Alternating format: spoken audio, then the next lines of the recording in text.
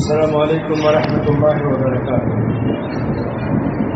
الحمد للہ رب العالمین والعاقبۃ للمتقین والصلاة والسلام علی سید الانبیاء والمرسلین نبینا محمد وعلی آلہ وصحبہ اجمعین، اما بعد۔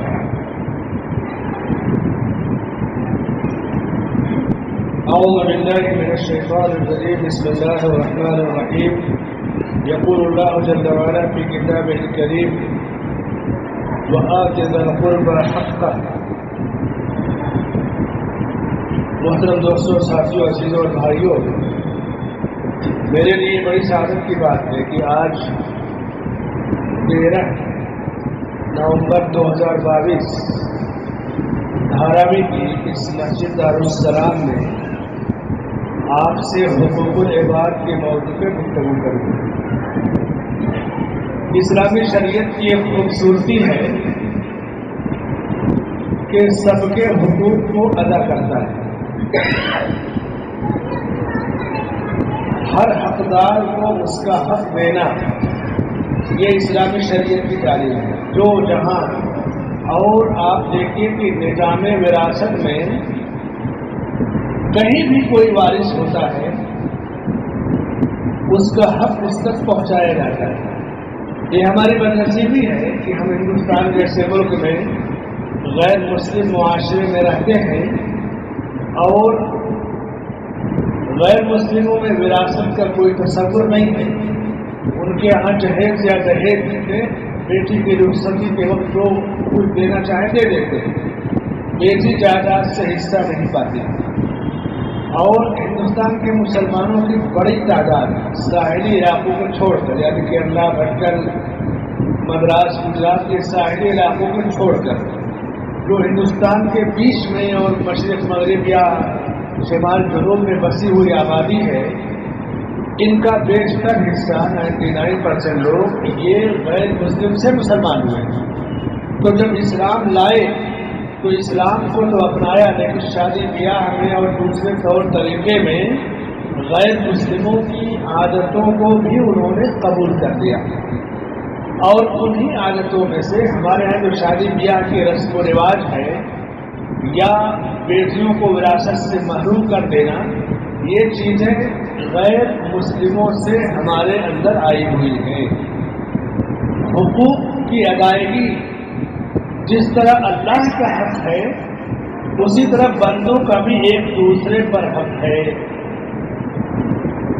حقوق العباد، کیونکہ میں سیدھے موضوع پہ آتا ہوں، حقوق العباد کی مختلف صورتیں ہیں۔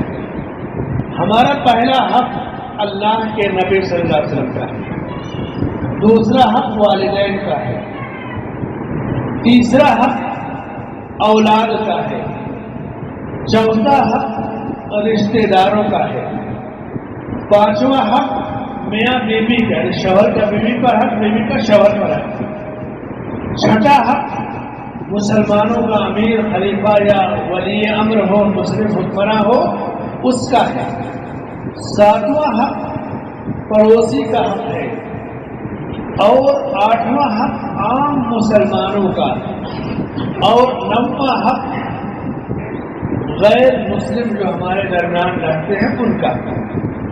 انہی موضوعات پر آپ کے سامنے گفتگو ہوگی۔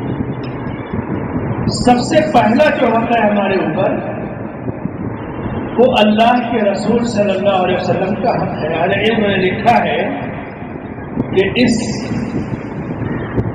زمین پر اللہ نے جو ہم پر سب سے بڑا احسان کیا، وہ اللہ کے رسول صلی اللہ علیہ وسلم کو نبی بنا کر مبعوث کیا۔ یہ سب سے بڑا ہمارے اوپر اللہ کا احسان ہے۔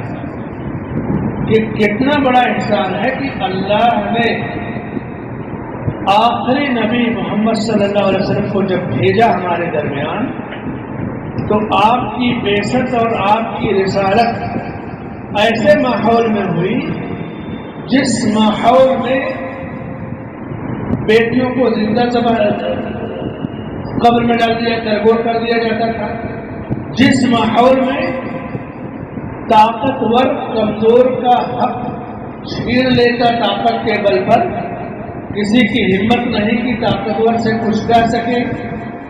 جس ماحول میں شراب پانی کی طرف بھی جاتی تھی، بدکاری یا برائی کے لیے لوگوں نے برے لوگوں نے مکانوں پہ جھنڈے لگا رکھے تھے کہ یہاں آپ کی جنسی خواہشات پوری ہوگی. برائی اور فساد کی کوئی شکل ایسی نہیں تھی جو اس وقت مکے کے اندر موجود نہ رہی ہو. اسی لیے جب ہجرت حبشہ کے بعد صحابہ کا وقت نجاشی کے دربار میں پہنچا، پیچھے سے مشرکین مکہ بھی پہنچے، تو کہا کہ اے بادشاہ، آپ کے ملک میں ہماری رعیت سے کچھ ناسمجھ لوگ چلے آئے، انہیں واپس کر دیجیے. بادشاہ نے نجاشی نے بلایا، اصل نجاشی نے کہ کیا معاملہ ہے؟ تو حضرت جعفر رضی اللہ عنہ نے کہا کہ اے بادشاہ، ہم جاہل تھے، بت پوجتے تھے، مردار کھاتے تھے، بیٹیوں کو زندہ دفن کر دیتے تھے، ہم نے کا طاقتور کمزور کا حق چھین لیا کرتا تھا. اللہ کو ہماری اس حالت پر رحم آیا، اس نے ہمارے درمیان ایک رسول بھیجا. رسول نے کہا کہ تم عبادت سے اللہ کی کرو، بیٹیوں کو زندہ نہ دفن کرو اور طاقتور کمزور پہ ظلم نہ کرے. رسول نے ہمیں جینے کا طریقہ سکھایا، جس پر ہماری قوم نالا ہو گئی اور ہمیں ستانا شروع کیا. پھر ہم آپ کے ملک میں پناہ لینے کے لیے آئے ہوئے ہیں. تو یہ اس وقت نجاشی کے دربار میں پوری تفسیر حضرت جعفر رضی اللہ تعالیٰ عنہ نے جب بیان کی، تب نجاشی کو اطمینان ہوا. تو زمین پر حقوق العباد میں سب سے پہلا حق اللہ کے نبی صلی اللہ علیہ وسلم کا ہوتا ہے.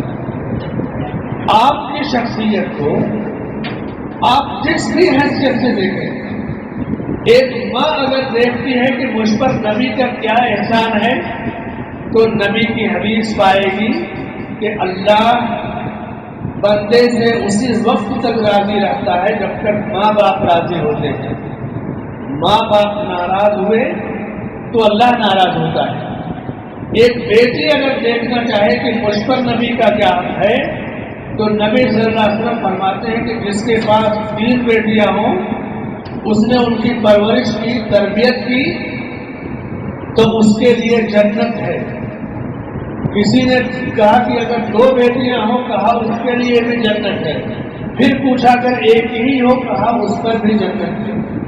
ایک والدین، بیٹی یا اسی طرح ایک یتیم شخص اگر دیکھے کہ مجھ پر نبی کا کیا احسان ہے، تو نبی نے کہا کہ انا وکافل الیتیم، کہا کہ میں اور یتیم کی کفالت کرنے والا، دیکھ ریکھ کرنے والا، جیسے دونوں انگلیاں ایک دوسرے سے ملی ہوئی قریب ہیں، تو جنت میں یتیم کی دیکھ ریکھ کرنے والا میرے پاس ایسے ہی قریب ہوگا. جس بھی پہلو سے آپ نبی کی زندگی کو دیکھیں گے تو اپنے اوپر نبی کا احسان پائیں گے. ایک جانور، پرندہ، وہ بھی نبی کے احسان کرے. نبی نے فرمایا کہ جب تم جانور کو ذبح کرو تو چھری تیز کر دیا کرو، اس کے سامنے چھری نہ تیز کرو. پرندے کے بارے میں پرندے کو نہا رسول اللہ صلی اللہ علیہ وسلم ہوگا، جیسے پرندے کو پکڑ کر کے کچھ لوگ کہیں باندھ دیتے اور اس کے بعد نشانہ لگاتے، تیر کا دیکھو نشانہ صحیح ہے، تو اس سے پرندے کو تکلیف ہوتی. تو آپ نے پرندوں پر بھی احسان کیا، چرندوں پر، انسانوں پر، جناتوں پر. تو پہلا حق ہمارے اوپر اللہ کے نبی صلی اللہ علیہ وسلم کا ہے. یہ حق کیا ہے؟ کیسے ہم اس حق کو ادا کریں گے؟ نمبر 1، نبی پر ایمان لانا، نبی کی سنتوں کی پیروی کرنا، نبی کی سنتوں کو پھیلانا، سماج اور معاشرے سے بدعتوں کو ختم کرنا، کیونکہ بدعتیں اسلام کی صحیح تصویر کو مٹا دیتی ہیں. اور نبی صلی اللہ علیہ وسلم پر ہونے والے حملوں کا دفاع کرنا اور کثرت سے نبی صلی اللہ علیہ وسلم پہ درود و سلام بھیجنا، یہ اجمالی حقوق ہیں جنہیں ہر آدمی بڑی آسانی سے ادا کر سکتا ہے، اور زندگی کے ہر پہلو میں، ہر معاملے میں آپ نبی صلی اللہ علیہ وسلم کی دی ہوئی رہنمائی کو قبول کریں۔ آپ کو تجارت کرنا ہے، آپ کے نبی نے کیا تعلیم دی ہے؟ رشتہ کرنا ہے، نبی کی کیا تعلیم ہے؟ وراثت تقسیم کرنا ہے، تعلیم نبوی دیکھی ہے۔ اولاد کی تربیت کیا ہے؟ نبی کی تعلیم دیکھی ہے۔ یعنی زندگی میں بندوں کے حقوق کو ادا کب اور کیسے کرنا ہے، اس کی پوری تفصیل اللہ کے نبی صلی اللہ علیہ وسلم کی زندگی میں موجود ہے۔ نبی کا حق ادا کرنے کے ساتھ ساتھ، اور یہ سب سے بڑے حق کی ادائیگی ہوگی کہ بندوں کا بھی حق ہم ادا کریں تو سنت کی روشنی میں، یہ ہے نبی کا حق۔ انسان پوری زندگی ختم کر دے گا، لیکن اگر وہ چاہے کہ نبی کے احسانوں کا بدلہ دے دے تو یہ نہیں ہو سکتا۔ یعنی ہم اپنی پوری زندگی ختم کر دیں تو نبی کے احسان کا بدلہ ہم نہیں دے سکتے۔ اللہ نے نبی کو بھیج کر اتنا بڑا احسان کیا کہ نبی کی تعلیمات پر چلنے کی وجہ سے ہمیں خاتمہ بالخیر کی وجہ سے جہنم سے آزادی کی بشارت سنائی۔ جو نبی پر ایمان نہ لائے وہ کتنا بڑا بدنصیب ہے۔ تو اللہ کے رسول صلی اللہ علیہ وسلم کی ذات، آپ کی شخصیت، آپ کی سیرت کو عام کیا جائے، بیان کیا جائے، لوگوں میں پھیلایا جائے۔ سیرت پر وقفے وقفے سے روشنی ڈالی جائے، چاہے خطبے میں، چاہے کتابوں کے ذریعے، بچوں کے اندر، گھروں میں، اسکولوں میں، پوری زندگی ہمارے نبی کی سیرت لقد کان لکم فی رسول اللہ اسوۃ حسنہ، یہ ایسا روشن چراغ ہے کہ جہاں روشنی کم ہوگی وہاں آدمی گڈھے میں گر جائے گا۔ سیرت کی روشنی، سیرت کا نور، یہ ہمیشہ روشن کرنا چاہیے۔ عہد قدیم میں مائیں بچوں کو سیرت طیبہ کی کتابیں پڑھ کر سناتی تھی، صحابیات اور صحابہ کی سیرتیں سناتی تھی۔ کسی ملک میں کلاس میں ٹیچر نے بچوں سے سوال کیا کہ ہر بچے سے کہ ہاتھ اٹھایا اور یہ بتاؤ کہ بڑے ہو کر کیا بننا چاہتے ہیں۔ تو جو آج ایک مزاج بنا ہوا ہے بڑے ہو کر ڈاکٹر بن جانا، انجینئر بن جانا، IAS بن جانا، IPS بن جانا، بڑی سے بڑی چیزیں اور بڑے بڑے خواب دیکھتے ہیں۔ ایک بچے نے کہا کہ میں بڑا ہو کر صحابی بننا چاہتا ہوں۔ ظاہر سی بات ہے کہ صحابی اب کوئی نہیں بن پائے گا، نبی سے ایمان کی حالت میں ملنے والا صحابی ہوگا۔ اس کے بعد ٹیچر نے سارے بچوں سے پوچھا تم کیوں ڈاکٹر بننا چاہتے ہو، تم کیوں انجینئر بننا چاہتے ہو، تم کیوں ٹیچر یا فلاں پوسٹ پانا چاہتے ہو؟ سب نے بتایا۔ جس بچے سے پوچھا تم صحابی بننا چاہتے ہو، یہ جذبہ کہاں سے آیا؟ کہا اس لیے کہ جب سے میں نے ہوش سنبھالا میرے گھر میں میری والدہ مجھے جو تعلیم دیتی ہے وہ یہی کہ زمین پر نبی کے بعد سب سے افضل نبی کے صحابی تھے، ان سے بہتر کوئی نہیں تھا۔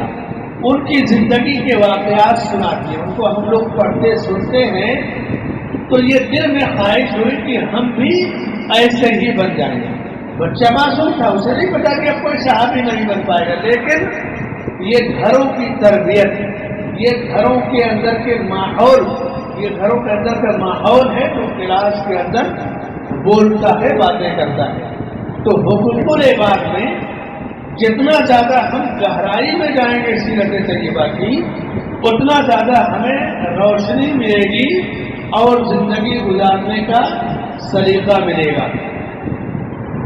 اللہ کے نبی صلی اللہ علیہ وسلم کے حق کے بعد پہلا حق تو حقوق اللہ ہے، لیکن میرے موضوع حقوق العباد ہے، تو بندوں کے حقوق میں سب سے بڑا حق نبی صلی اللہ علیہ وسلم کا ہے۔ نبی کے حق کے بعد والدین کا حق ہوتا ہے۔ انسان کے ماں باپ کا انسان پر جتنا احسان ہے اس کے بعد نبی کے بعد اس سے بڑا کسی کا احسان نہیں. وَقَضَىٰ رَبُّكَ أَلَّا تَعْبُدُوا إِلَّا إِيَّاهُ وَبِالْوَالِدَيْنِ إِحْسَانًا. تمہارے رب کا یہ فیصلہ ہے، یہ حکم ہے کہ عبادت اور بندگی صرف اللہ کی کرو اور والدین کے ساتھ اچھا سلوک کرو. اما یبلغن احدہما الکبر او کلاہما، اگر ان میں سے کوئی ایک یا دونوں بڑھاپے کو پہنچ جائے، فلا تقل لہما اف ولا تنہرہما، تو تمہیں اف بھی مت کہو، انہیں ڈانٹو جھڑکو مت، اور ان سے بھلی بات کہتے ہوئے کہو رب ارحمہما کما ربیانی صغیرا، اے میرے رب ان پر اسی طرح رحم فرما جس طرح انہوں نے میرے بچپن پر مجھ پر رحم فرمایا. والدین کا کتنا بڑا حق ہے. اللہ کے نبی صلی اللہ علیہ وسلم فرماتے کہ رضا الرب فی رضا الوالدین وسخطہ فی سخطہما، اللہ کی خوشنودی بندے کو اسی وقت ملے گی جب اس کے ماں باپ خوش رہیں گے. ماں باپ ناراض ہو جائیں گے تو پھر اللہ بھی ناراض ہو جائے گا. والدین کا حق کتنا بڑا ہے. امام بخاری نے اپنی کتاب الادب المفرد میں صحیح سند سے واقعہ نقل کیا کہ عبداللہ ابن عمر رضی اللہ عنہ نے ایک آدمی کو دیکھا کہ جو اپنی بوڑھی ماں کو اپنے کندھے پر بیٹھا کر کے کعبے کا طواف کر رہا ہے. آج جیسے ویل چیئر ہے، الیکٹرانک چیئر وغیرہ کی سہولت ہے حرم کے اندر، پہلے یہ سہولتیں نہیں تھی. زیادہ سے زیادہ کسی چارپائی پہ بیٹھا کے کوئی نام پہ لے کے طواف کرتے 4 آدمی. اب اس نے کندھے پہ بٹھایا اور طواف کعبہ کر رہا بوڑھی ماں کا. تو کہتے ہیں کہ اس نے جب کہا گیا نبی صلی اللہ علیہ وسلم سے کہ اس نے تو ماں کا حق ادا کر دیا، تو آپ نے کہا کہ اس نے ماں کا حق نہیں ادا کیا، نہ کر پائے گا. اس کو جلنے میں ماں کو زچگی کے وقت جو تکلیف ہوئی، یہ کندھے پہ بٹھا کے طواف کرنے میں اس کا ایک حصہ بھی، یعنی 100واں حصہ ایک حصہ بھی نہیں تکلیف ہے. یہ تکلیف نہیں اٹھا پا رہا ہے اتنی جتنی ماں نے اس کے لیے اٹھایا. ماں جتنی مشقت اولاد کو پالنے میں کرتی ہے، بیٹا خدمت میں اتنی مشقت اٹھا ہی نہیں سکتا. والد جتنی مشقت اولاد کی ضرورتوں کو پوری کرنے میں کرتے ہیں، بیٹا ان کو اتنا وہ بدلہ نہیں دے سکتا. اسی لیے والدین کا حق اللہ کے حق کے بعد، نبی کے حق کے بعد سب سے بڑا اور پہلا حق ہوتا ہے. ماں اور باپ کا حق اگر زندہ ہے تو ان کی ضرورتیں پوری کی جائے، ان کی خدمت بجا لائی جائے. بعض علماء نے دیکھا کہ والدین کو جھڑک دینا بھی نافرمانی ہے، یا ان کی مرضی کے خلاف کوئی کام کرنا یہ بھی والدین کی نافرمانی ہے. اور والدین کی نافرمانی کے بڑے بڑے خطرناک واقعات آپ سنتے ہوں گے. ماں باپ اگر دنیا سے رخصت ہو جائے تو بھی ان کا حق ہمیں ادا کرنا ہے. حقوق العباد زندوں اور مردوں دونوں کا ہے. جیسے زندہ ہیں تو زندوں میں آپ ان کی خدمت کیجیے، دیکھ ریکھ کیجیے، بیمار ہیں دوا علاج کیجیے، اور ایسا نہیں کہ ان کی ضرورت پوری کر دیے تو ذمہ داری ختم. ان کو اپنے مشوروں میں شریک کیجیے، ان کی محبت اور دعائیں لیجیے. ایک عدالت میں، سعودیہ میں عدالت میں ایک آدمی نے، بوڑھے آدمی نے اپنے بیٹے کے خلاف مقدمہ دائر کیا کہ میرا بیٹا جو ہے مجھے مہینے میں 100 ہی ریال دے، 50,000 دے، لیکن مجھے لا کر دے، اس لیے کہ وہ مجھ سے ملتا نہیں لا کے دیتا. لوگوں نے سمجھا، جج نے سمجھا کہ شاید اس کو ضرورت ہو. اس بوڑھے کی آمدنی بھی 20-25 ہزار ریال سے زیادہ تھی، بہت بڑی آمدنی. بیٹے کے پیسوں کی اس کو ضرورت نہیں تھی، لیکن کہا میں اپنے بیٹے میں مقدمہ دائر کرتا ہوں، اس میں میرا حق ہے، وہ مجھے چاہیے. عدالت میں بیٹا حاضر ہوا، پوچھا کیا میٹر ہے. تو بوڑھے نے کہا کہ یہ ہر مہینہ پیسہ میرے اکاؤنٹ میں ڈال دیتا ہے، اس کی کمی نہیں ہے، لیکن میں اس کا چہرہ دیکھنا چاہتا ہوں، اس کی کامیابی اور خوشی دیکھنا چاہتا ہوں، تو میں چاہتا ہوں کہ یہ مجھ سے آ کر ملے۔ یہ ہر بات کی تمنا ہوگی، صرف اماؤنٹ ٹرانسفر کر دینا یہ کافی نہیں ہوتا ہے۔ دنیا میں دو لوگ ایسے ہوتے ہیں جو کبھی آپ سے حسد نہیں کریں گے، ورنہ حسد کوئی بھی کسی سے کر سکتا ہے، بھائی باپ دوست ساتھی، حسد سے کوئی خالی نہیں۔ دو شخصیتیں ایسی ہوتی ہیں کہ آپ جتنی بھی ترقی کریں گے یہ خوش ہوں گے، ترقی آپ کریں گے آپ سے زیادہ ان کو خوشی ہوگی۔ پہلے انسان کے والدین، ایک ماں باپ کو اولاد کی ترقی پر جتنی خوشی ہوتی ہے اولاد کو بھی اتنی خوشی نہیں ہوتی ہے۔ بیٹا ترقی پر ہے، باپ جتنے فخر سے بیان کرتا ہے لوگوں میں دوستوں میں، بیٹا اس کو نہیں سمجھ سکتا اس احساس کو، اور جتنے بلندی پر بیٹا جائے گا باپ اس کا خوش ہوگا۔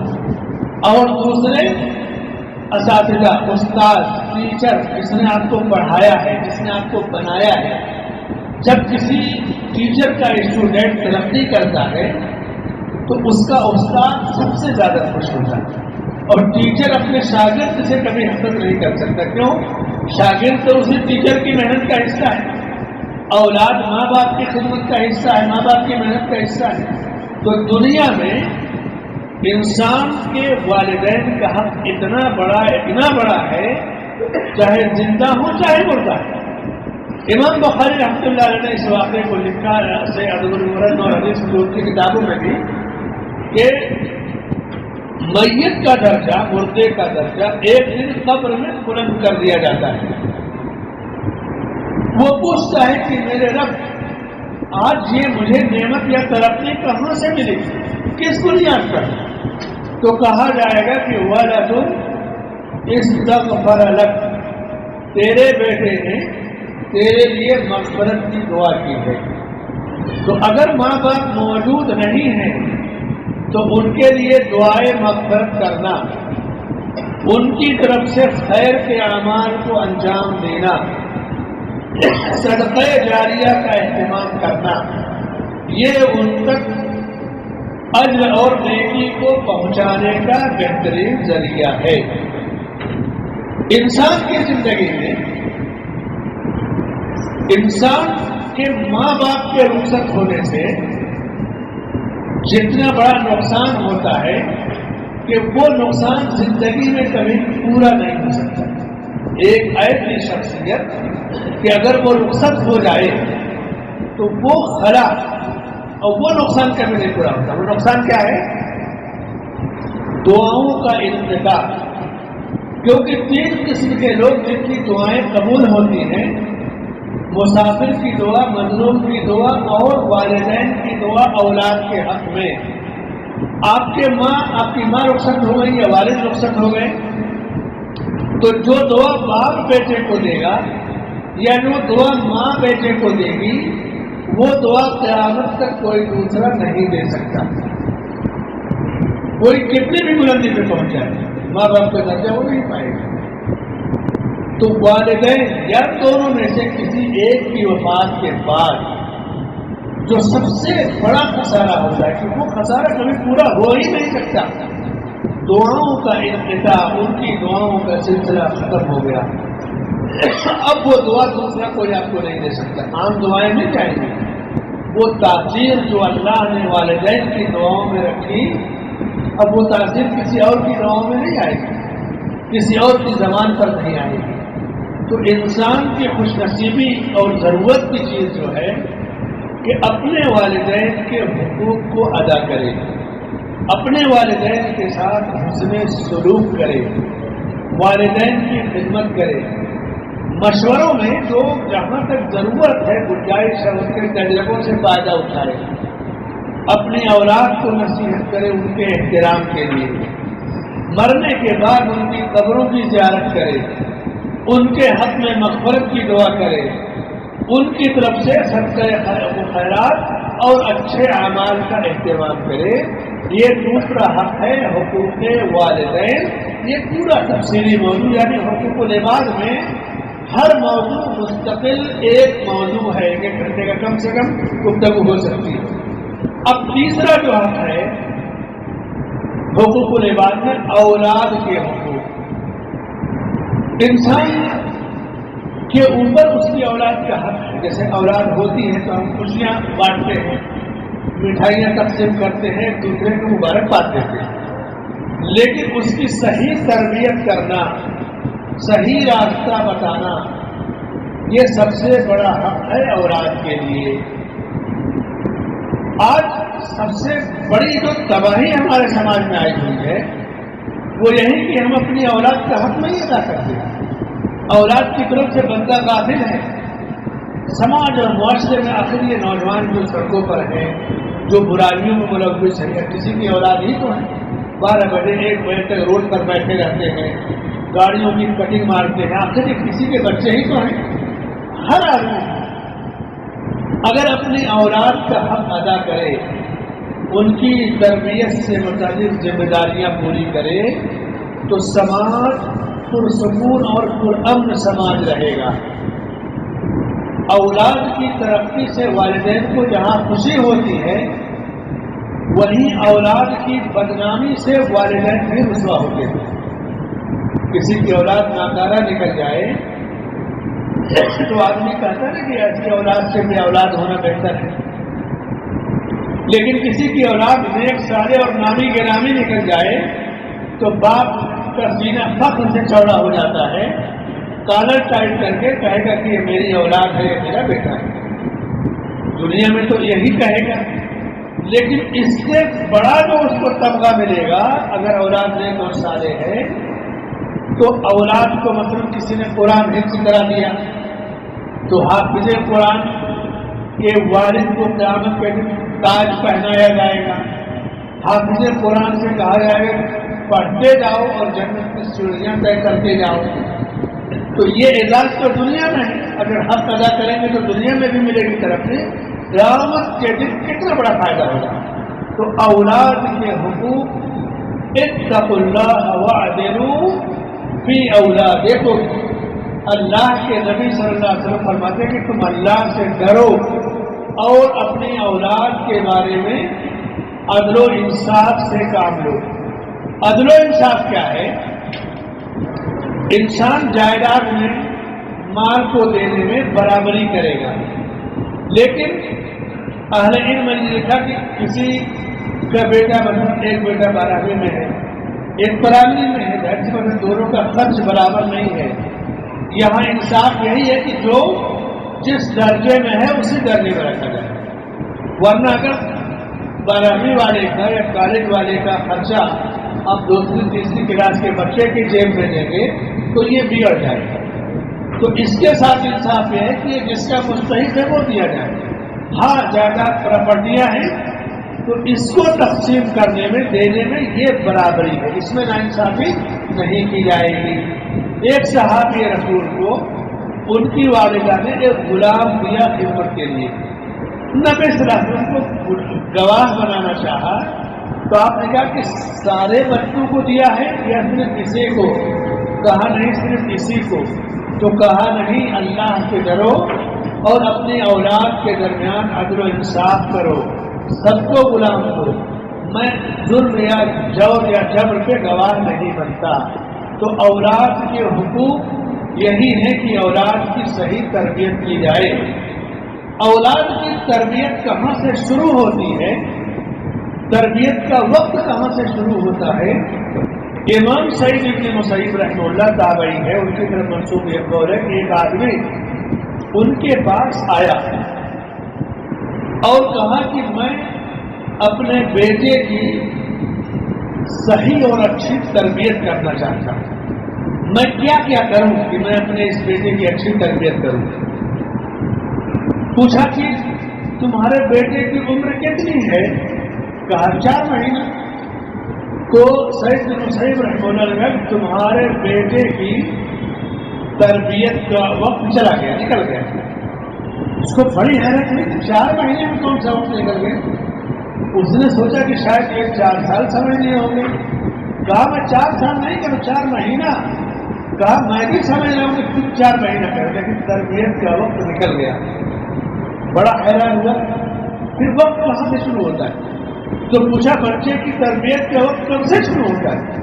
کہا اولاد کی تربیت کا وقت رشتے کے انتخاب سے شروع ہوتا ہے. جب تم شادی کے لیے رشتہ تلاش کر رہے تھے تو وہی وقت تمہارے بچے کی تربیت کا ہے.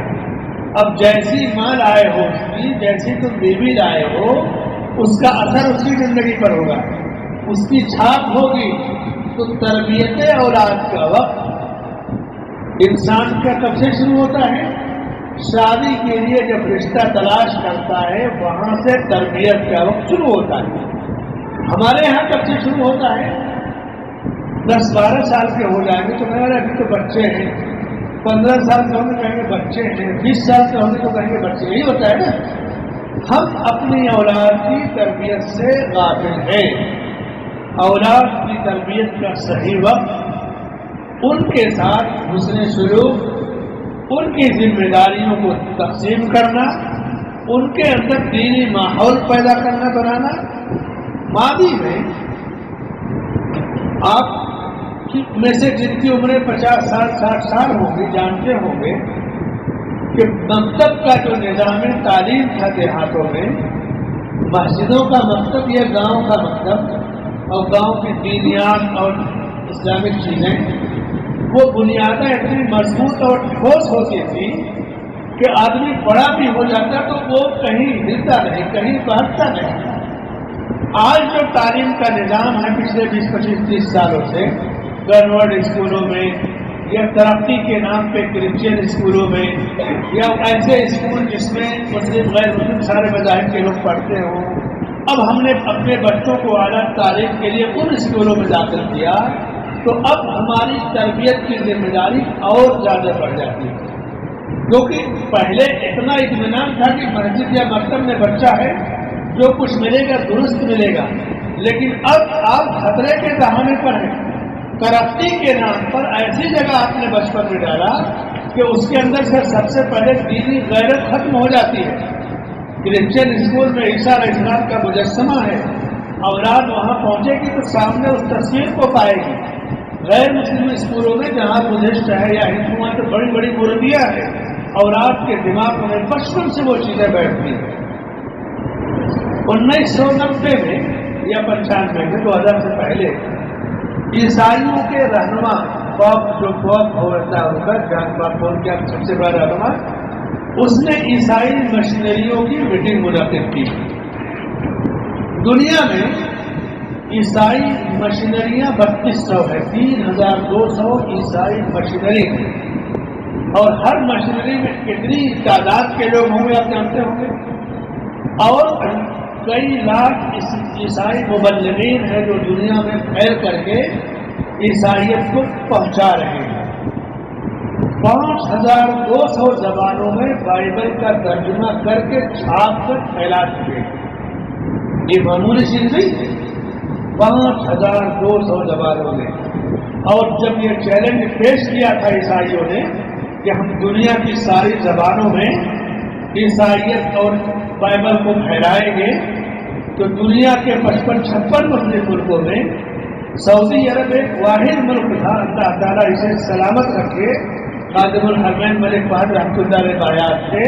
انہوں نے کہا کہ ہم دنیا کی ساری زبانوں میں قرآن کا ترجمہ پھیلائیں گے. یہ تو کتاب حق ہے. اور اس کے بعد مدینے میں حرم کے سامنے یہ جو قرآن اکیڈمی قائم کی اور اس کے بعد دنیا کی ساری زبانوں میں قرآن کو چھاپا پھیلایا. ایک بہت بڑا چیلنج اور مشن تھا اور واقعی اور جاری ہے. عیسائی جو رہنما ہے اس نے اپنے مبلغین اور مشینریوں کے ذمہ داروں کی میٹنگ منعقد کی اور ان سے زمینی معلومات لی کہ ہماری محنت کا کتنا فائدہ ہو رہا ہے، ہم جو پیسے خرچ کریں اس سے کیا نتیجہ نکل رہا ہے. تو مبلغین نے کہا کہ اس کا نتیجہ تو بڑا اچھا نہیں ہے، اس لیے کہ ہمارے ہاسپٹلوں سے مسلمان فائدہ اٹھاتے ہیں، اسکولوں سے مسلمان فائدہ اٹھاتے ہیں، ہماری کمیونٹی کم فائدہ اٹھاتی ہے. تو عیسائی لوگ کا پوپ ہے، اس نے کہا یہ بتاؤ کہ ہمارے اسکولوں میں جو بچے پڑھتے ہیں وہ زیادہ تر بچے کن کے ہیں؟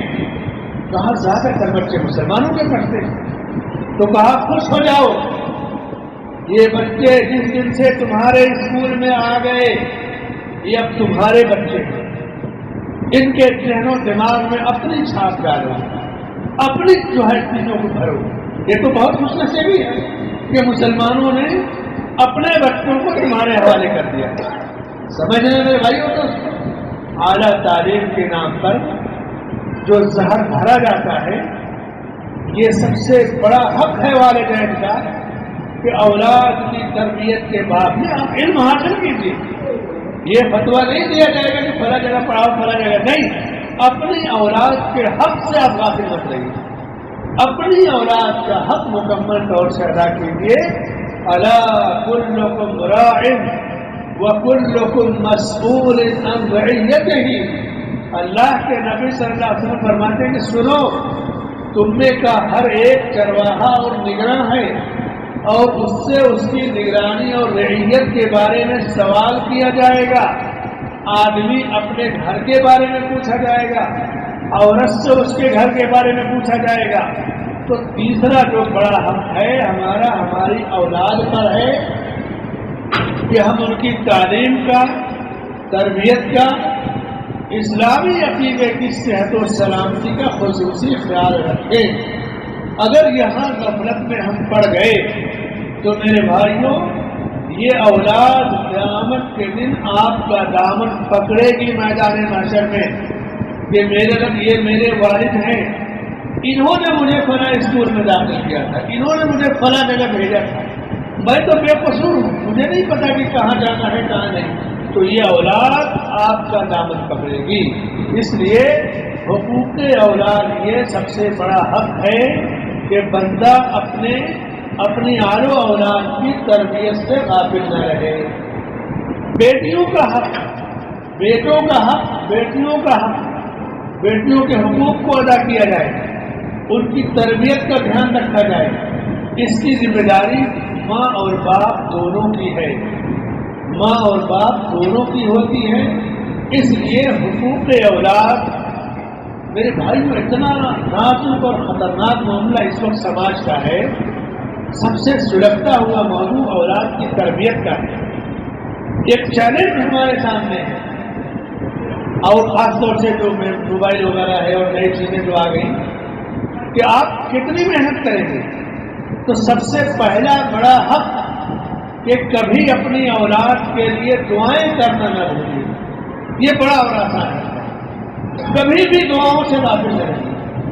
ہمارے یہاں ہوتا یہ ہے کہ ماں باپ اولاد سے ناراض ہوں گے تو غصے میں ڈانٹ دیں گے، مائیں ناراض ہوں گی جا تو مر جا، سڑ جا، گل جا، بولتی ہے نا، باپ بھی بولتا ہے۔ اللہ کے نبی صلی اللہ علیہ وسلم نے اس سے منع کیا ہے۔ آپ نے فرمایا لا تدعوا على اولادکم ولا تدعوا على انفسکم ولا تدعوا على اموالکم، تم اپنی اولاد کو بد دعا مت دو، اپنے آپ کو بد دعا مت دو، اپنے مالوں کو بد دعا مت دو۔ اولاد سے آدمی ناراض ہوتا ہے تو ان کے برا بھرا ان کو کہہ دیتا ہے، لان کر دیتا ہے۔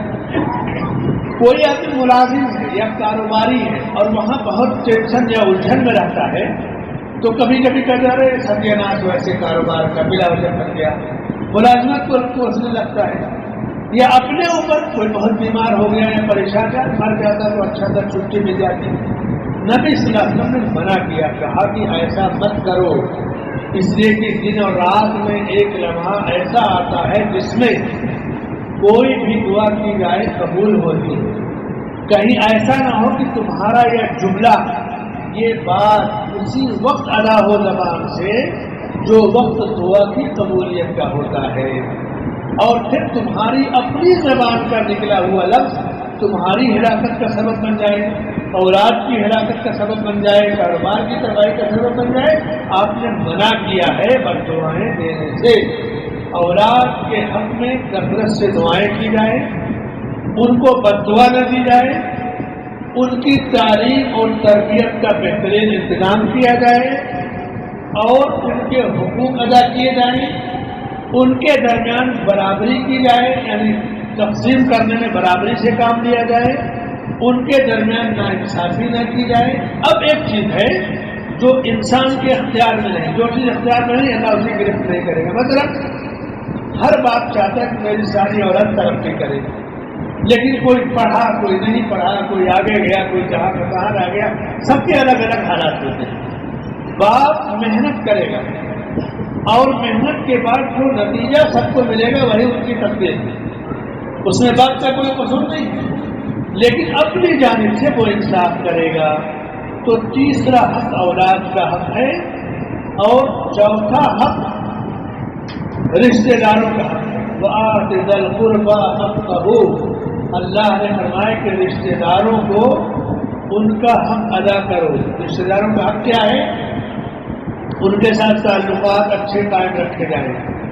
یہاں تک کہ جب ایک صحابی نے کہا کہ میرے رشتہ دار مجھ سے تعلق کو کاٹتے ہیں، تو آپ نے کہا تم جوڑو ان کے ساتھ، یعنی آپ کسی سے تعلق قائم کرتے ہیں یہ ایک حق ہے، لیکن وہ آپ سے دور بھاگتا ہے پھر بھی آپ قائم کرتے ہیں، تو یہ ہے صل من قطع کر، جو تم سے کٹے اس سے جڑو۔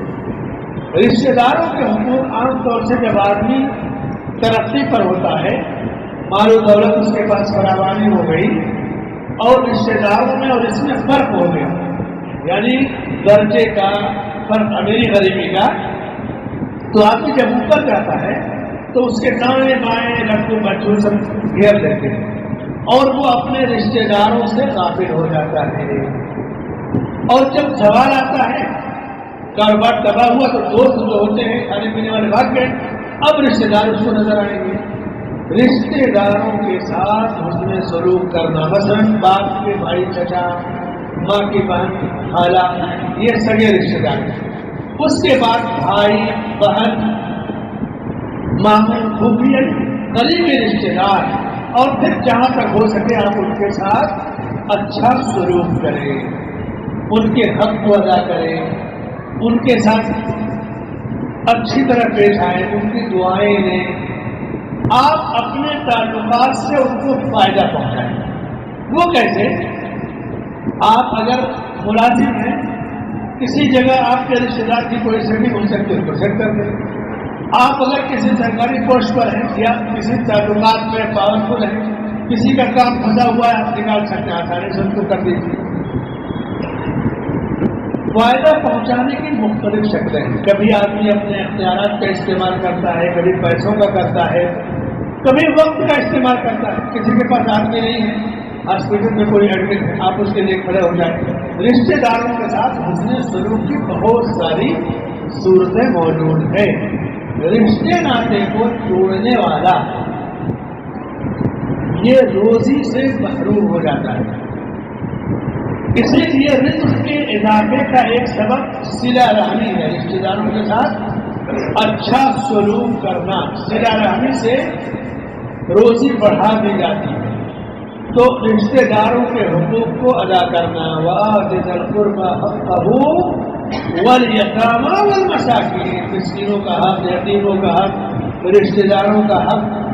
آپ یہاں سے گاؤں جائیں تو رشتہ داروں کے ساتھ ملنا، اپنی دعوتوں میں ان کو شریک کرنا، ان کو دعوتوں میں ان کے یہاں شریک ہونا، میت میں بلانا یا جانا، یعنی دکھ اور سکھ، خوشی اور غم میں شریک ہونا، اور اس طرح رہے کہ آپ خود سے اپنے آپ کو الگ نہ محسوس کرنے پائیں۔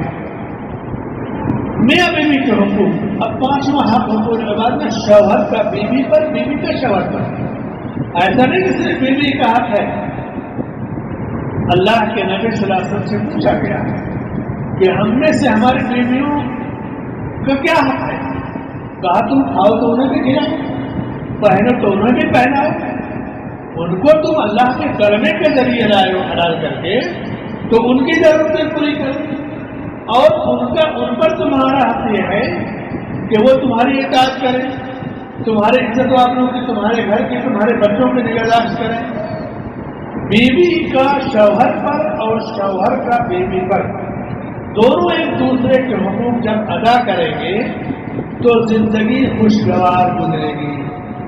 جس طرح اس زمین پر اللہ نے جو سب سے بڑا احسان نبی صلی اللہ علیہ وسلم کو رسول بنا کر دیا، اسی طرح ہر انسان کے اوپر اللہ کا جو فردن سب سے بڑا احسان ہے وہ یہ ہے کہ انسان کو اللہ تعالیٰ نے اور صالح بیوی عطا کرے۔ الدنیا کلھا متاع وخیر متاع الدنیا المرأة الصالحہ۔ اللہ کے نبی صلی اللہ علیہ وسلم فرماتے ہیں دنیا پوری کی پوری ایک پونجی ہے، فائدہ اٹھانے کی چیز ہے، اور دنیا کی بہترین پونجی اور بہترین سامان نیک اور صالح عورت ہے۔ انسان کی سب سے بڑی خوش نصیبی اور انفرادی طور پر بندے پر سب سے بڑا کرم جو اس کے رب کا ہوتا ہے کہ اسے نیک اور صالح بیوی عطا کرتا ہے، اس کے بعد پھر نیک اور صالح اولاد ملتی ہے۔ تو میاں بیوی کے حقوق کی لذت اسی وقت ملے گی یا فریضہ اسی وقت ادا ہوگا جب آدمی ایک دوسرے کے حقوق کو ادا کرے گا۔ اذا صلت المرأة خمسها وصامت شهرها وحسنت فرجها، جب کوئی عورت 5 وقت کی نماز پڑھے، رمضان کے روزے رکھے، شرمگاہ کی حفاظت کرے اور اپنے شوہر کی اطاعت کرے، تو اس سے کہا جائے گا کہ جنت کے جس دروازے سے چاہو تم جنت میں داخل ہو جاؤ۔ صحیح بخاری کی مشہور روایت ہے، خاص طور سے عورتوں سے متعلق، اللہ کے نبی صلی اللہ علیہ وسلم فرماتے ہیں کہ جنت کا دروازہ سب سے پہلے میرے لیے کھولا جائے گا۔ میں جنت میں جانا چاہوں گا، میرے بغل میں ایک عورت آ کر کھڑی ہو جائے گی، میری بات وہ جنت میں جانا چاہے گی، میں اس سے پوچھوں گا کہ تم یہ اونچا مقام تم کو کیسے ملا؟ یہ بہت بڑی چیز ہے۔ دنیا کی آبادی اس وقت 7 ارب ہو گئی، ہفتہ 10 دن 15 دن میں 8 ارب ہو جائے گی دنیا کی آبادی، اس وقت دنیا کی آبادی۔ اب دنیا جب سے بنی ہے جب تک رہے گی پتہ نہیں کتنے ارب آبادی رہے گی، اور اس میں نبی کے بعد ایک عورت جنت میں جائے، یہ معمولی بات ہے، کتنا بڑا احسان ہے۔ نبی صلی اللہ علیہ وسلم پوچھنے کی میں اس سے پوچھوں گا تم کون ہو، تمہیں یہ مقام کیسے ملا؟ تو وہ کہے گی کہ میں وہ بیوہ عورت جس نے شوہر کی وفات کے بعد شوہر کے چھوڑے ہوئے بچوں کی تربیت پہلے کی، ان کی پرورش کی، اللہ نے مجھے اس کے بدلے مقام دیا۔ تو اولاد کی تربیت جب والدین زندہ ہوتے ہیں تو الگ انداز میں ہوتا ہے، کبھی کبھی ماں مر گئی، باپ نے انتظام کیا ہے، باپ مر گیا تو بیویاں کتنی مشقت اٹھا کے اولاد کی تربیت کرتی ہیں، اور ساری قسم کے لوگ ہمارے سماج میں پائے جاتے ہیں، لیکن شریعت کسی کے انعام سے غافل نہیں ہے۔ کتنا بڑا اعزاز اس عورت کو ملے گا جو شوہر کی وفات کے بعد اس کے چھوڑے ہوئے بچوں کی تربیت کرے۔ تو تربیت اولاد کا جو موضوع ہے، رشتے داروں کا یا میاں بیوی کے حقوق کو ادا کرنے کا، اتنا پیارا موضوع ہے۔ آپ کو ایک واقعہ بتاؤں، سعودی عرب کے ایک شہر میں ایک عرب نے سعودی میں ایک شادی سعودیہ میں کیا، اس نے ایک اس کی فلپین میں کیا، فلپین ایک ملک ہے، فلپین گیا شادی کیا، اور اس کے بعد فلپین میں جو بیوی تھی اس کو وہیں چھوڑ دیا، فلپین میں کبھی لے آیا کبھی چھوڑ دیا۔ مرنے کے بعد جب ترکہ تقسیم ہوا وراثت، تو وہاں وراثت ایسا نہیں کہ تم اتنا لے لو اتنا لے لو، پوری جائیداد کی فہرست عدالت میں قاضی کو دی جاتی ہے، اور قاضی اس کی شرعی تقسیم کرے گا، سارے رشتے داروں کی لسٹ منگائے گا، پراپرٹی کی تفصیل منگوائے گا، اور کس کو کتنا ملتا ہے وہ دے دے گا۔ تو یہ ہوا کہ ایک بیوی اس کی فلسطین وہاں فلپین میں ہے، کہا اسے بلایا گیا، اور اس کے بعد سب کو اس کی وراثت دی گئی۔ فلپین والی بیوی کو اس کے حصے میں تقریباً 60 ملین ریال اس کے حصے میں ہے، 60 मिलियन में 1 मिलियन का 10 लाख का 1 करोड़ होता है आजकल, और 10 लाख में 1 मिलियन होता है। अब आप सोचिए कि 60 लाख में कितने, 60 मिलियन में कितनी बड़ी रकम हो गई उसकी। उसने दिया और वो लेकर फिलीपीन चली गई। कुछ दिनों के बाद फिलीपीन जो बच्चे सऊदी अरब के अंदर थे उस शख्स के, उन्होंने कहा जरा सा फिलीपीन का दौरा किया जाए, देखें क्या है हमारे वालिद की दूसरी बीवी रहमान किस पोजीशन में गए। पूछा कि तुमको इतनी बड़ी रकम, इतनी बड़ी दौलत मिली थी, तुमने क्या किया? कुछ कारोबार किया, कारखाना बनाया, बिल्डिंग बनाई? उसने कहा हाँ, और चलो दिखा दिया। तो अपने घर से बाहर शहर के अंदर ले गई। बहुत बड़ी इमारत, मस्जिद, स्कूल, बेवाओं का, यतीमों का, तालीम का, एजुकेशन का पूरा सेटअप दिखाया और शौहर का बोर्ड लगाया। कहा ये पूरी रकम मैंने यहाँ पर खर्च कर दी है। शौहर के माल को उसके लिए सदक़े जारिया बना दिया। बच्चों को बड़ी हैरत है कि दुनिया माल दौलत के लिए तरक्की है। इस औरत ने शौहर से इतनी मोहब्बत की जायदाद को उसके लिए वक्त कर दिया। वो बच्चे जब वापस आए सऊदीया में तो अपने घर की खानदानी को उन्होंने मीटिंग किया। कहा कि वालिद की विरासत को फलां ने फिलीपीन में इतने बड़े मरकज कायम करके इस तरह से कायम किया है, हम क्यों ना ऐसा करें कि वहाँ जिन चीज़ों की कमी है हम सब लोग 10 लाख जमा करें और फिर ले जा करके उस सेंटर को और आगे करें। पूरे खानदान के लोगों ने एक बड़ी रकम 10 लाख रुपया एक तरह जमा करके फिर जा करके उस सिलसिले को और आगे बढ़ाया। सच्ची मोहब्बत मरने के बाद भी की जाती है। औरत मर्द से करता है, मर्द औरत से करता है, जिंदगी में भी और मरने के बाद ये सिलसिला कायम रहता है। उसकी एक और मिसाल है, उम्मुल मोमिनीन आयशा रज़ियल्लाहु अन्हा कहती है कि मदीना में हम लोग थे, एक औरत आई। आप सल्लल्लाहु अलैहि वसल्लम थोड़ी देर तक मुझसे बात करते रहे, तुम्हारा क्या हाल है, तुम्हारे बच्चों का क्या हाल है, तुम्हारे शौहर का क्या हाल है, पड़ोस का, महल्ले का, हमारे बाद तुम्हारा क्या हाल था। यानी लंबी गुफ्तगू आपने किया। कहती है कि मुझे हैरत हुई कि आप इस बुढ़िया से इतने देर तक गुफ्तगू क्यों करते हैं। मैंने पूछा अचानक कि नबी ये कौन है, इससे आप इतनी लंबी गुफ्तगू कर रहे हैं। आपने कहा ये औरत जब हम लोग मक्के में थे तो ये हमारी पड़ोसिन थी, मेरी खदीजा की सहेली है, और जब मेरी बीवी खदीजा बायात थी तो हमारे घर आया करती थी। और मरने के बाद उसने सलूक ये भी है कि औरत है तो उसकी सहेलियों से, बाप है तो उसके दोस्तों से, माँ है तो उसके पड़ोसी या रिश्तेदारों से अच्छा सलूक किया जाए। तो मरने के बाद भी हुकूकुल इबाद की अदायगी का सिलसिला जारी रहता है। सुन्नत में इसकी दलीलें और इसका सबूत वाज़ेह तौर से मौजूद है। तो ये मियाँ और बीवी का हक, बीवी शौहर के हक से मुतालिक चंद बातें हुई। उसके बाद छठा जो हक है, इंसान अगर हुक्मरां है तो रियाया का हक, और अगर आम आदमी है तो हुक्मरां का हक। इस्लामी निज़ाम है अगर किसी मुल्क में, तब तो मुकम्मल तौर से उसकी मदद की जाएगी। कुफ्र के निज़ाम में अगर है, जिस तरह हम लोग हैं या यूपी ममालिक में, तो यहाँ जब तक कोई कानून इस्लामी कानून से न टकराए उस वक्त तक उन कवानीन का एहतराम किया जाएगा। उन कवानीन की पाबंदी से जमीन में अमन कायम होगा।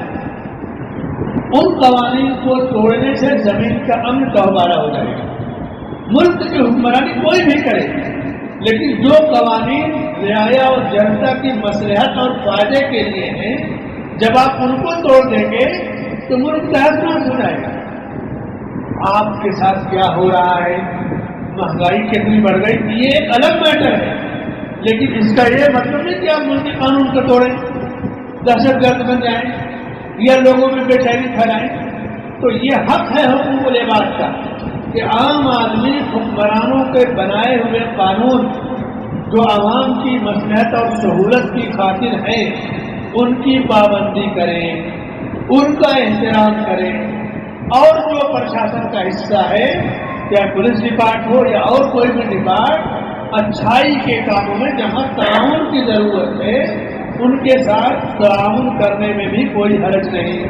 جیسے آپ ایک پروگرام کر رہے ہیں، سسٹم ہے کہ آپ پرمیشن لے کے کسی آپ اپلیکیشن دیجیے، اپنے آپ کو قانونی طور سے اپنے کام کو کیجیے. بس کبھی کوئی ہنگامہ ہو جائے، کوئی جھگڑا ہو، کوئی حادثہ ہو جائے، اللہ نہ کرے، تو آپ اگر بغیر حکمراں کی منظوری کے کوئی کام کریں گے تو پھر ایک بڑی ذمہ داری، بڑے خطرے میں آ جائیں گے.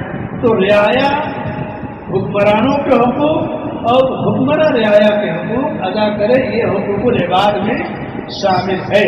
فقہی طور سے اس کی بڑی باریکیاں نقطے ہیں، ایک تفصیلی موضوع ہے. 7واں جو حق ہے حقوق العباد میں، پڑوس کا حق. پڑوسی 3 قسم کے ہوتے ہیں. ایک جو ہے پڑوسی ہے، رشتے دار ہے اور مسلمان. تو 3 حق ہو گیا، پڑوس کا، رشتے داری کا اور اسلام کا. دوسرا پڑوسی ہے اور مسلمان ہے، رشتے دار نہیں، 2 حق ہو گیا. اور تیسرا صرف پڑوسی ہے، نہ رشتے دار ہے نہ مسلم ہے، تو پڑوس کا حق ادا کریں گے. پڑوسی کوئی بھی ہو، مسلم ہو غیر مسلم ہو، پڑوسی کے ساتھ حسن سلوک کرنا، پڑوسی کے بچوں کی قدر کرنا. ایسا نہیں کہ ان کو ڈانٹ پھٹ کر کے بھگا دیں، ان کی خوشیوں میں شریک ہونا. ان کی وہ خوشیاں جو ان کے مذہب سے جڑی ہیں، مذہبی عبادتوں سے جڑی ہیں، ان میں نہیں شریک ہوگی، ان میں ان کو مبارکباد نہیں دیں گے. اس لیے کہ ان دین عند اللہ الاسلام، دین ہم اسلام. ہم نہ دیوالی کی مبارکباد دیں گے نہ کرسمس کی. لیکن پڑوسی کے بچے نے امتحان میں کامیابی حاصل کر لی، بزنس میں ترقی کر لی اور کوئی خوشی ملی، تو انسانیت کا جو دائرہ ہے اس لحاظ سے ہم اس کو مبارکباد دیں گے. لیکن جو خوشیاں مذہب اور دھرم سے جڑ جاتی ہیں تو اسلام سے بہتر تعلیم آپ کو کہیں نہیں ملے گی.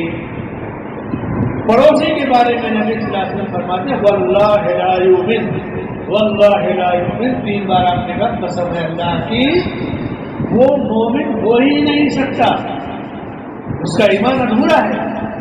صحابہ نے پوچھا کون ہے اللہ کے نبی؟ کہا الذی لا یأمن جارہ بوائقہ، وہ جس کا پڑوسی اس کے شر سے محفوظ نہ رہے. تو پڑوسی کے ساتھ حسن سلوک کرنا، بڑی مشہور حدیث بخاری کے بار بار سنتے ہوں گے. اللہ کے نبی صلی اللہ علیہ وسلم کے زمانے میں ایک عورت کے بارے میں پوچھا گیا کہ وہ دن میں روزہ رکھتی ہے، رات کو تہجد پڑھتی ہے، یعنی اتنی عبادت گزار کہ تہجد یہ نفل نماز جو فرض کو پابندی سے ادا کرتا ہے وہی تہجد پڑھتا ہے.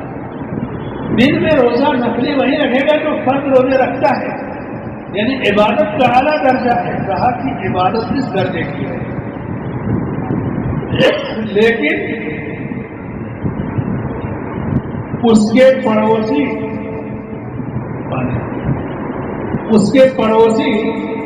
اس کے شر سے محفوظ نہیں ہے.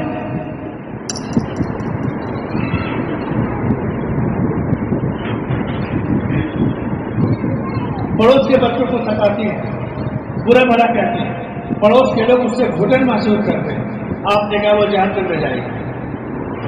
دوسری عورت کے بارے میں پوچھا گیا کہ وہ نفلی روزہ نہیں رکھتے، نفلی نماز بھی نہیں پڑھتی، اس فرائض کا اہتمام کرتی ہے، لیکن زبان کی بڑی پیاری ہے، اس کے پڑوس کے لوگ اس سے خوش ہیں.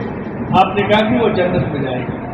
تو پڑوس کے ساتھ حسن سلوک یہ جنت میں جانے کا ذریعہ ہے، برا سلوک جہنم میں جانے کا ذریعہ ہے.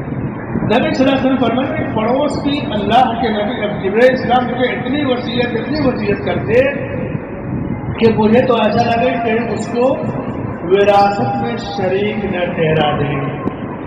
اسی لیے پڑوس کے جو حقوق ہیں یہ ادا کرنا ضروری ہے. ایک بار تو ایک واقعہ ہوا، ایک آدمی کا پڑوسی، روایت بڑی مشہور ہے بخاری میں، ایک آدمی کا پڑوسی اپنے پڑوسی کو ستاتا تھا. آپ صلی اللہ علیہ وسلم کا شکایت لے کر گئے کہ میرا پڑوسی ستاتا ہے. تو آپ نے کہا کہ ایسا کرو، تم جاؤ اپنے گھر کا سامان باہر پھینکو. اور اس نے ایسا ہی کیا. تو جو لوگ گزرتے کہتے کہ بھائی کیوں ایسا کیے، کہتا کہ میرا پڑوسی مجھے ستاتا ہے اس لیے میں نے ایسا کیا ہے. تو سب لوگ لعنت بھیجتے اس میں برا پڑوسی ہے، برا پڑوسی ہے. جتنے لوگ گزرتے اس پر لعنت بھیجتے. تو پڑوسی نے یہ بات سنی تو کہا کہ بھائی اپنا سامان اندر لے چلو، اب آج سے تمہیں نہیں سکھاؤں گا. لعنت سے بچنے کے لیے یہ اس زمانے کے پڑوسی. آج اگر کوئی اپنا سامان پھینک دے گا تو تھوڑی دیر میں پورا سامان غائب ہو جائے گا، کیا فائدہ. تو اس لیے ضروری نہیں کہ ہر چیز ہر ماحول میں دہرائی جائے، لیکن کہیں ایسے حالات ہو، باغیرت پڑوسی ہو، باعزت ہو کہ اس کو آگ دلانے سے آگ آئے تو یہ ہر بار اپنایا جا سکتا ہے. لیکن اگر کوئی پڑوسی توڑ ڈاکو ہو تو اور موقع پا جائے گا کہ میں نے روڈ پر یہ چیزیں پائی. تو پڑوس کے ساتھ حسن سلوک، پڑوسی کی قدر کرنا، ان کی عزت افزائی کرنا، یہ اسلام کی بڑی خاص تعلیم ہے. 8واں جو حق ہے حقوق لباس میں عام مسلمانوں کے حقوق. عام مسلمانوں کے کیا حقوق ہیں؟ اللہ کے نبی صلی اللہ علیہ وسلم فرماتے ہیں حق المسلم علی المسلم میں سے ایک مسلمان کا دوسرے مسلمان پر 6 حق ہیں. جب ایک مسلمان دوسرے مسلمان بھائی کو دعوت دے تو دعوت قبول کریں، بیمار پڑ جائے تو عیادت کریں، مر جائے تو جنازے میں شریک ہوں، نصیحت کرے تو نصیحت طلب کرے تو نصیحت کرے. انسان اگر سنت کی روشنی میں اپنے مسلمان بھائی کے حق ادا کرے، سلام کرے، ملاقات ہو تو سلام کرے یا سلام کرے تو جواب دے. صرف اس ایک حدیث کو آپ دیکھیے کہ ملاقات ہو تو سلام. 10 نیکی آپ کو مل گئی، مر گیا تو جنازے میں گئے، احتیاط مل گیا، بیمار پڑا تو عیادت کیے، تو جب تک واپس نہیں آئیں گے تب تک 70,000 فرشتے دعائیں مغفرت کریں گے. یعنی بھلائی کی کتنی صورتیں، کتنے خزانے رکھتے ہیں حقوق کو ادا کرتے ہیں. ایک مسلمان دوسرے مسلمان کے حق کو ادا کرتا ہے. حقوق العباد میں نصیحت جب کوئی طرف کرے کہ بھائی مجھے کچھ سمجھائیے، نصیحت کیجیے، تو نصیحت کو قبول بھی کرنا چاہیے، نصیحت کرنا چاہیے. دعوت دے تو دعوت کو قبول کر لیں. دعوت 2 طرح کی ہوتی ہے. بعض دعوتیں فخر یا غرور کی ہوتی ہے، تو فخریہ دعوتوں کی ضرورت نہیں. جہاں غرور، گھمنڈ ہو، منکر ہو، شریعت کے خلاف کام ہو، تو یہاں اگر آپ نے دعوت ٹھکرا دیا یا دعوت کے اندر سے اٹھ کر چلے آئے تو بھی کوئی گنہگار نہیں ہوگی. لیکن عام دعوت جہاں منکر نہ ہو، برائیاں نہ ہو، وہاں اسے قبول کرنا چاہیے. 9واں حق سماج میں آپ دیکھیں، آپ کا پڑوسی یہودی ہے، عیسائی ہے، ہندو ہے، بدھسٹ ہے، غیر مسلم ہے، تو غیر مسلموں کے بھی حقوق ہیں. حقوق العباد میں غیر مسلم 3 طرح کے ہوتے ہیں. ایک حربی. حربی کا مطلب کہ آپ کا دشمن ہے، جنگ کے در پر ہے، تو حربی کا کوئی حق نہیں. بلکہ حدیث میں نبی صلی اللہ علیہ وسلم سے پوچھا گیا کہ اگر میرا دشمن میرا مال لینے آئے تو میں کیا کروں؟ کہا اس کو مال مت دو. کہا لڑائی لڑے تو کہا لڑو. کہا اگر وہ مجھے قتل کر دے، کہا تم شہید ہوگے. کہا اگر میں اسے قتل کر دوں تو فرمائے کہ وہ جہنم میں جائے گا. یعنی آدمی اپنا دفاع کرے گا، بزدل بن کر رہے ہیں. عزت کو بچانے میں، مال کو بچانے میں، جان کو بچانے میں اپنا دفاع کرنے کا شریعت نے بھی حق دیا ہے، اور دنیا کے تمام ملکوں کے قانون میں بھی یہ حق ہے کہ آپ پہل کسی پر نہ کریں، لیکن آپ کو ڈیفنس کا پورا حق ہے، جس طرح چاہے آپ کریں. دوسرا جو غیر مسلم ہے کہ تو حربی کا کوئی حق نہیں. دوسرا ذمہ. ذمہ کیا ہوتا ہے؟ مسلمان حکومت ہوتی ہے، مسلمان حکمراں ہوتے ہیں، اور مسلمانوں کی حکمرانی میں کچھ غیر مسلم ہیں، تو مسلمان حکمراں ان کے ساتھ معاہدہ کرتے ہیں کہ تم ٹیکس دو گے، ہم تمہاری حفاظت کریں گے. تو یہ مسلمان حاکم کی ذمہ داری ہے کہ ان ذمیوں کی حفاظت کریں. فلسطین فتح ہوا، ذمی تھے، عمر رضی اللہ عنہ نے ان کی حفاظت کی اور جو ہے عہد و پیمان کیا. ایک अब तीसरा जो गैर मुस्लिम होता है मुस्तामिर, अमन तलब करने के लिए आया कि भाई मुझे बचा लो, मैं कोई फितना फसाद नहीं फैलाऊंगा, तो उसकी भी आप हिफाजत करेंगे। और चौथा उसी से मिलता जुलता एक गैर मुस्लिम होता है मुआहिद, कि एक मुआहिदे और एग्रीमेंट के तहत आपके मुल्क में आता है। जैसे इस्लामी मुल्कों में, खलीजी मुल्कों में गैर मुस्लिम भी जाते हैं, वो मुआहिदे के तहत ये हमारा एग्रीमेंट है, इतना काम करेंगे और इस तरह से हम एग्रीमेंट पूरा करके चले जाएंगे। तो मुआहिदे के तहत कोई गैर मुस्लिम रहता है तो उसकी हिफाजत भी मुसलमान हुक्मरान की जिम्मेदारी है। सन 1994 में सऊदी अरब के शहर खोबर में जो पहला बम धमाका हुआ, जिसमें कुछ अमेरिकन शहरी मारे गए थे और दूसरे भी शहरी जो धमाके में मर गए थे, तो अवाम का जो जाहिल तबका है वो तो खुश हो गया कि ठीक अमरीकी मारा गया। अरब उलमा ने फौरन आकर के, उस वक्त ये सोशल मीडिया नहीं आया था, लेकिन चैनल थे और रेडियो थे, ये बयान दिया कि लोगों क्या तुम नबी की हदीस नहीं जानते?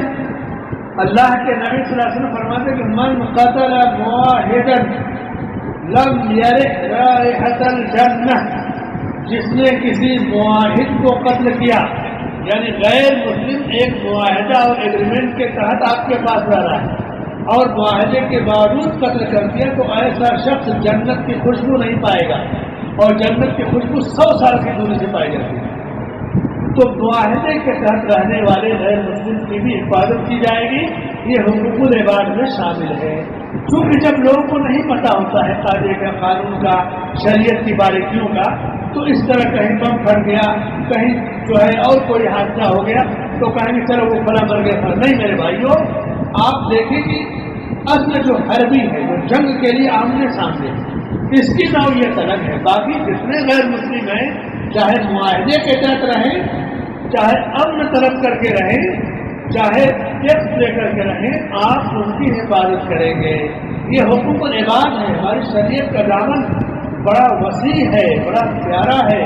ये खूबियाँ इस्लाम की हुकूकुल इबाद की बंदों में फैलानी चाहिए, आम करनी चाहिए। ये हुकूकुल इबाद मौजू की मुख्तसरन जो है चंद पॉइंट लेकर के अलग अलग अंदाज में मुख्तसरन सबकी वजाहत की। अल्लाह से यही दुआ है कि अल्लाह ताला हमें हुकूकुल इबाद की अदायगी की तौफीक अता फरमाए, एक दूसरे के हक की अदायगी की तौफीक अता फरमाए, हर किस्म के शर फसाद फितने से हमारी हिफाजत फरमाए और दुनिया में जब तक जिंदा रखे इस्लाम की खूबियों पे कायम रखे और इस्लाम की ये खूबियाँ गैर मुस्लिमों तक हमें पहुँचाने की तौफीक अता फरमाए। आमीन। वसल्लल्लाहु अला नबीना मुहम्मद व अला आलिहि व सहबिहि अजमईन।